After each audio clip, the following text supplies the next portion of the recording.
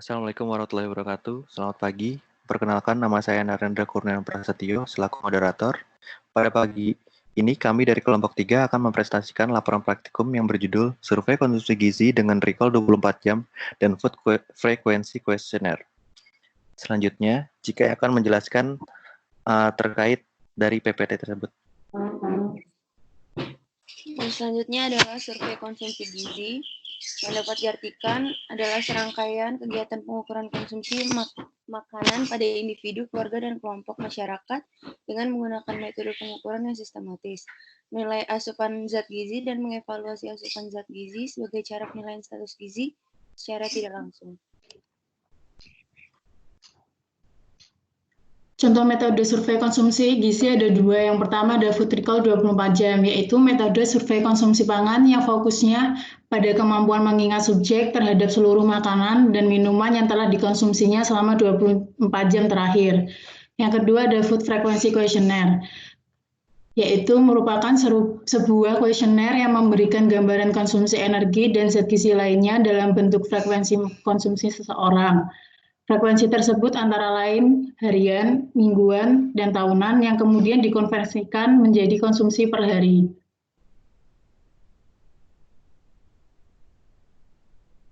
Yang selanjutnya adalah metode penelitian. Untuk waktunya, Recall 24 jam ini dianalisis dan analisis frekuensi pangan dilaksanakan pada hari Rabu dan Kamis, tanggal 22 dan 23 April pada tahun 2020. Kemudian untuk tempat praktikumnya dilaksanakan di kediaman peneliti, dan alat dan bahan yang digunakan yaitu ada laptop dan bahannya ada kertas, formulir Recall 24 jam, formulir dan formulir Food Frequency Questionnaire.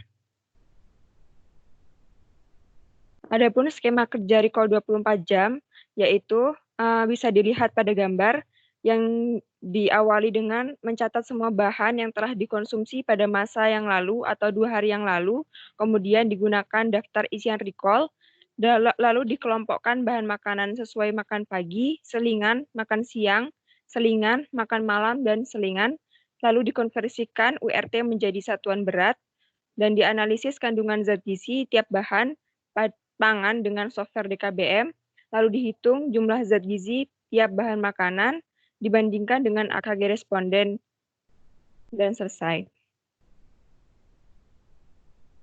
Kemudian untuk skema kerja FFQ, diawali dengan disiapkan formulir FFQ, dicatat semua bahan pangan yang dikonsumsi hingga 1 tahun, dikelompokkan bahan pangan seperti bahan protein hewani, sayuran, buah, jajanan, dan sumber karbohidrat, lalu dihitung rata-rata konsumsi per hari dan diberi skor.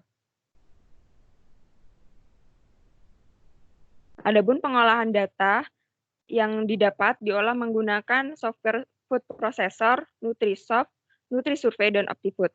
Analisis datanya analisis data Recall 24 jam dan FFQ dapat dilakukan menggunakan software Excel, XPSS, SAS, dan Minitab.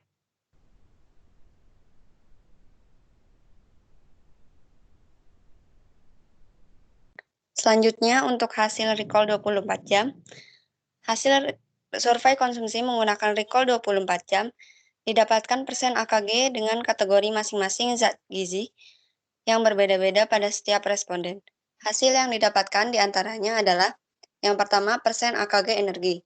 Responden 1, 2, 3 sampai dengan 8 mempunyai persentase AKG energi masing-masing sebanyak 51,35% dengan kategori kurang, 70,3% dengan kategori cukup, 72% dengan kategori cukup, 37% dengan kategori kurang, 1.499,4% dengan kategori lebih, 63% dengan kategori kurang, 42% dengan kategori kurang, dan 48,9% dengan kategori kurang. Yang kedua ada persen AKG protein. Responden 1, 2, 3 sampai dengan 8 mempunyai persentase AKG energi, AKG protein masing-masing sebanyak 50,1% dengan kategori kurang, 91% dengan kategori baik, 105% dengan kategori lebih, 44% dengan kategori kurang, 149,2% dengan kategori lebih, 47% dengan kategori kurang, 72,5% dengan kategori kurang, dan 120,3% dengan kategori lebih. Yang ketiga, ada persen AKG lemak.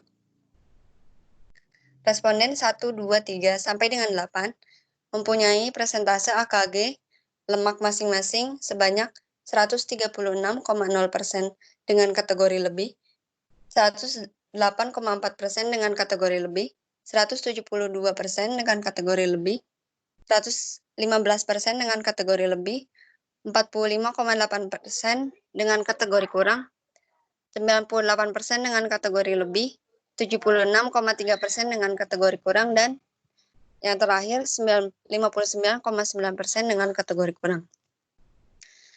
Yang keempat ada persen AKG karbohidrat. Responden 1, 2, 3 sampai dengan 8 mempunyai persentase AKG masing-masing sebanyak 20,4% dengan kategori kurang, dan keseluruhan responden mempunyai kategori kurang untuk persen AKG karbohidrat kecuali responden kelima. Yang kelima ada persen AKG besi. Responden 1, 2, 3 sampai dengan 8 mempunyai persentase AKG besi masing-masing sebanyak 30,07% dengan kategori kurang, 108,8% dengan kategori lebih, 99% dengan kategori cukup, 22% dengan kategori kurang, 18,5% dengan kategori kurang, dan seterusnya sampai dengan responden 8 kategori kurang. Dan yang terakhir ada persen AKG seng atau zinc.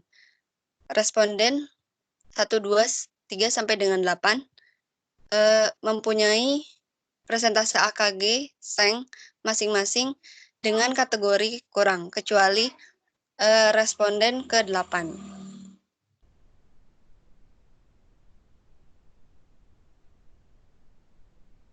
Selanjutnya hasil FFQ. Yang pertama, hasil FFQ sumber karbohidrat. Terdapat total 8 data yang terkumpul untuk kategori sumber karbohidrat. Dari ke-8 data, didapat 3 jenis pangan dengan persentase konsumsi tertinggi, yakni nasi dengan 87,5%, beras merah 12,5%, dan mie 12,5%.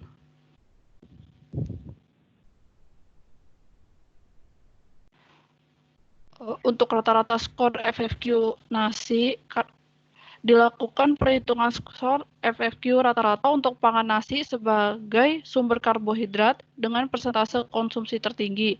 Didapat hasil skor sebesar 50 yang konsumsi 3 kali sehari atau kategori A.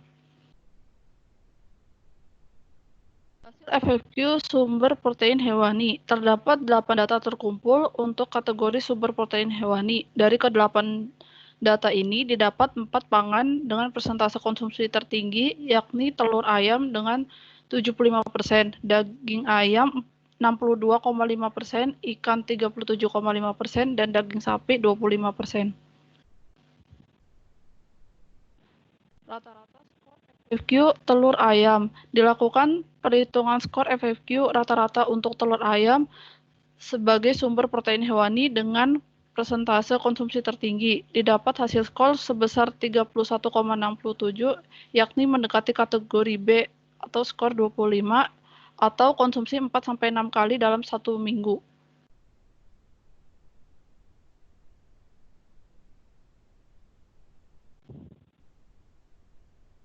Selanjutnya, hasil FFQ sumber protein nabati. Terdapat 7 data untuk kategori sumber protein nabati. Dari ke-7 data ini, hanya terdapat 2 jenis pangan yang dikonsumsi oleh keseluruhan responden, yakni tahu sebesar 85,7% responden dan tempe 71,4% responden.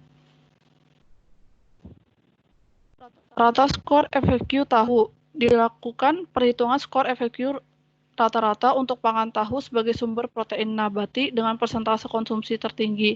Didapat hasil skor sebesar 22,14, yakni mendekati kategori B atau konsumsi 4-6 kali dalam seminggu.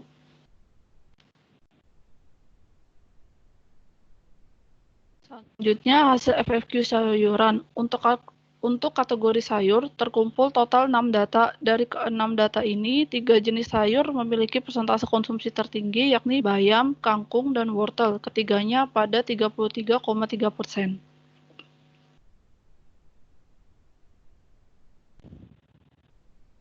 Selanjutnya, rata-rata skor FFQ bayam, kangkung, wortel. Dilakukan perhitungan skor FFQ rata-rata untuk bayam, kangkung, dan wortel sebagai sumber sayuran dengan persentase konsumsi tertinggi. Didapat hasil skor sebesar 15 untuk ketiga jenis sayur, konsumsi 3 kali seminggu atau kategori C. Untuk hasil FFQ buah, untuk kategori buah, terkumpul total 7 data. Dari ke-7 data ini, pisang, pepaya, dan jeruk merupakan 3 jenis buah dengan persentase konsumsi tertinggi, yakni secara berurutan 57,1%, 57,1%, dan 42,86%.